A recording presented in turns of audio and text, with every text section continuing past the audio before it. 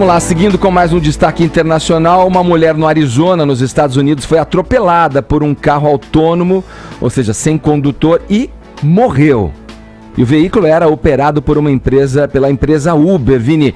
Pois é. Você lembra de uma discussão que a gente teve aqui com o nosso ex-companheiro de casa, o Carlos Aros, quando começou a falar desses carros e o que aconteceria se houvesse um acidente? Pois tá é. aí, o que vai acontecer? As questões de segurança, né? O que vai acontecer? Daqui a pouco a gente vai conversar com um especialista sobre isso, que ele vai responder pra gente, Edgar, mas vamos explicar um pouco mais deste acidente que ocorreu na noite de domingo para segunda-feira, e o primeiro acidente fatal deste tipo, porque acabou vitimando aí uma mulher, né, de 49 anos, que acabou morrendo depois que foi atropelada por um veículo Volvo XC90.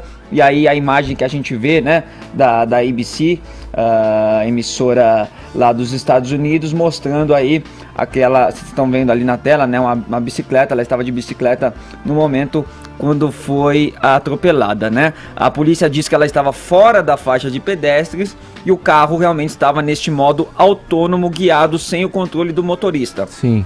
Porém, ainda é lei que se tenha um operador, né, dentro desses carros para poder evitar esse tipo de situação, funcionou, né, bem, para retomar o controle do carro, mas isso, como o certo. Caio tá ironizando aí, acabou não funcionando bem. Se tá na rua andando, é que teoricamente já passou por testes, aferições. Não, está na fase de testes, né, Edgar? Está sendo testado. Está sendo então era bom ter alguém junto. Só que também estava acima da velocidade permitida aí nessa via, né? Estava a 64 km, onde o limite de velocidade nesta zona era de 56 km, e também não há essa evidência de que o carro tentou frear antes da colisão, ou seja, sim, este operador que estava dentro do carro ou não conseguiu, ou não viu o momento do acidente e não conseguiu frear para que evitasse este atropelamento. A Uber, né, é uma dessas empresas de tecnologia aí, junto com a Google, com a General Motors, outras empresas automotivas também, que está tentando fazer essa implementação do carro autônomo até virar lei. Então é o que você falou, né, Edgar? Como reagir agora depois de uma situação como essa? Então a gente está na linha agora com o André Miceli, né, que é consultor em sociedade digital aqui da Jovem Pan, e eu quero perguntar para você, André, se esse tipo de acidente já era esperado, né, e qual, por esse sistema de tecnologia que tem, e qual o impacto que ele tem aí na implementação desse sistema. Bom dia, André. Bom dia, Denise. Bom dia a todo mundo. Infelizmente, esse tipo de situação é sim esperada, né? É claro que ninguém gosta e ninguém fica feliz, né, quando esse tipo de coisa acontece, mas é esperado sim. Inclusive tem um experimento do MIT, né, que é um dos principais centros de referência do mundo, que acaba se envolvendo nesse processo, que se chama The Moral Machine, né? Então é um site que fica disponível para todo mundo votar como o carro deve se comportar em determinados cenários. Se, por exemplo, ele estiver numa situação onde a pista está cheia e ele calcula que não vai conseguir frear. E de um lado da pista tem, sei lá, 5 pessoas, e no outro tem 30 animais, independentemente de quais sejam. Para que lado ele vai, né? Oi, desculpa? Desculpa, não, pode seguir, porque é uma questão que vem desde que surgiram esses carros, né? Como é que vai decidir? Atropela os animais, como você colocou, ou atropela as pessoas?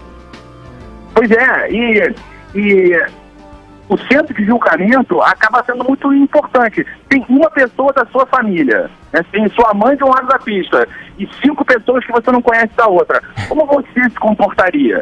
Como um carro vai se comportar? O fato é que os seres humanos estão votando para guiar os algoritmos, que são os programas que, no fim das contas, exercem o controle sobre a máquina. Sim. Obrigado, André, pela sua participação. Maravilha, um abraço. Valeu. Edgar, então a Uber já suspendeu imediatamente, né, esses testes aí, tanto nos Estados Unidos como no Canadá também, acaba impedindo esse processo que estava sendo pedido até no Congresso pela Uber e pela Google, né, por outras empresas aí, para que já tivesse uma lei para acelerar esse tipo de implementação do sistema, mas como o André tem falado, né, tem essa questão da imprevisibilidade. E aí, para explicar um pouquinho melhor sobre isso também, eu conversei com o Alex Ruffo, que é apresentador aqui do Máquinas da Pan, da Jovem Pan, que explica o que teria acontecido aí nesse acidente nos Estados Unidos e essa questão da imprevisibilidade. Olá, Vinícius. Oi, pessoal do Morning Show. O problema é o seguinte, o imponderável ele tem sido ainda o maior problema dos carros autônomos ou até mesmo dos semi-autônomos. A dificuldade que a engenharia tem enfrentado, na verdade, é com o tempo de reação da máquina versus o bom senso ou do condutor ou de quem está na via pública. O carro autônomo ele executa perfeitamente a programação que foi inserida ali pelos engenheiros. Mas basta que algo literalmente saia fora do trilho para que esse sistema acione um sinal comunicando o condutor para que ele assuma novamente o comando do carro. No caso do acidente de Arizona, onde o veículo deveria trafegar, por exemplo, a uma velocidade de 56 km por hora, estava a 64, muita coisa pode ter acontecido, até um galho de árvore à frente da placa, ou a placa não ter uma boa leitura, e isso pode ter causado um equívoco na hora do sistema entender ali a velocidade.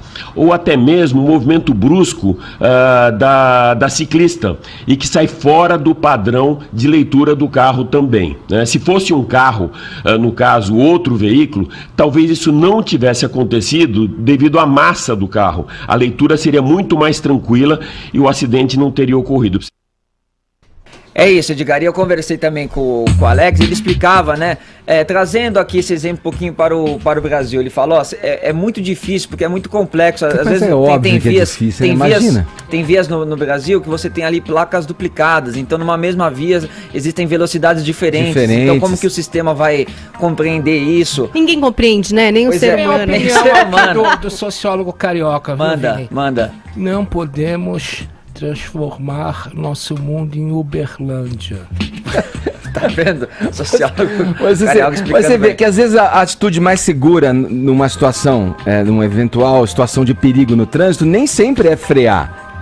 Às vezes tem que acelerar, né? Para sair de uma situação de perigo, né? Pois é, às vezes o Alex também falou sobre isso, né, Edgar? Quando um motoboy atravessa um veículo, esse sistema ele pede para que o carro freie automaticamente. Isso. E isso pode causar também... Pode gerar um outro problema. Enfim... Tem que se aprimorar, né? Cada vez mais. Porque até o ser humano na iminência de um acidente, ou você teve uma presença de espírito ali para escapar. Decide-se, né? Você porque quem que fica pela redução de danos, exatamente, né? Num caso extremo. né? Exato.